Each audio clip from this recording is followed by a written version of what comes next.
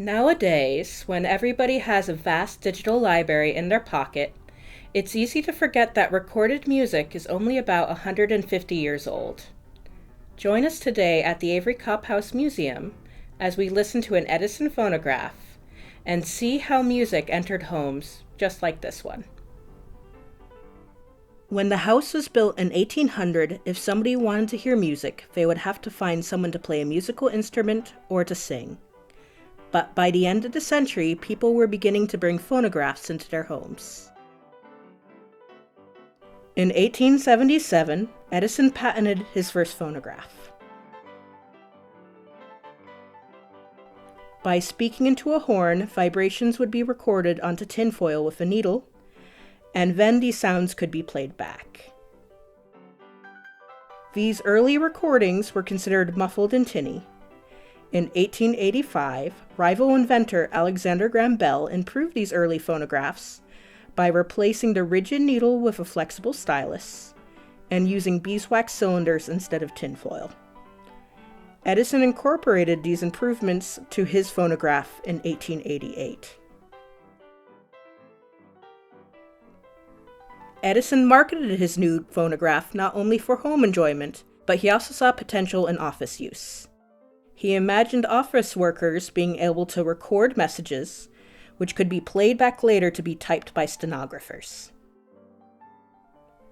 When a way to mass-produce recorded cylinders was found in 1901, the phonograph became a way for people to listen to a wide variety of music in their own homes.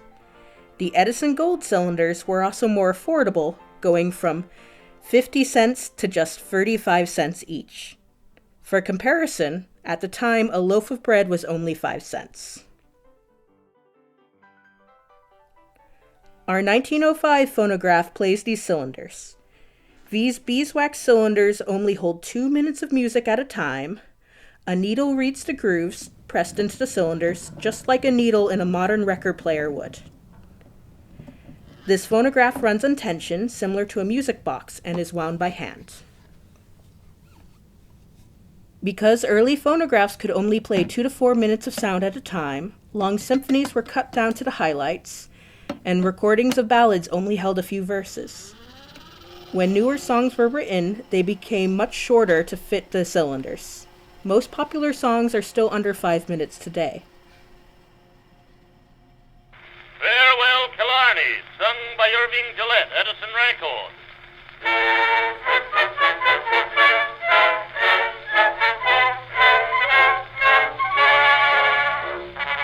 Kiss me, Killarney, darling, don't let your heart grow sad. Hark to my comrades calling your soldier lad. Edison sold his devices on their ease of use. There is only one switch to turn it on or off. There is no button or dial to turn down the music. Instead, you would need to muffle the sound by placing something in the horn. The phonograph also had effects on this family. There used to be a piano in the house, but that was removed when the family purchased their 1919 phonograph. This new phonograph played 10-inch records. These thick discs could play about 5 minutes on each side and were less fragile than wax cylinders.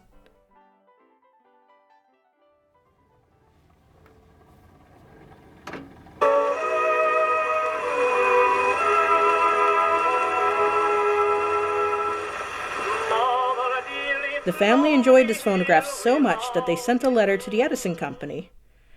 Not only did they receive the reply, but they saved it, and it's still in our archives today. By the 1930s, a new device began to enter homes, the radio.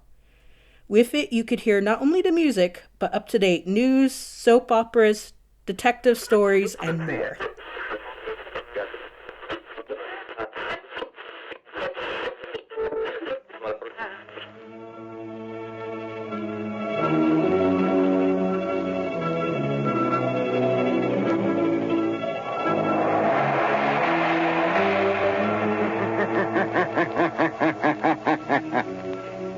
Who knows what evil lurks in the hearts of men?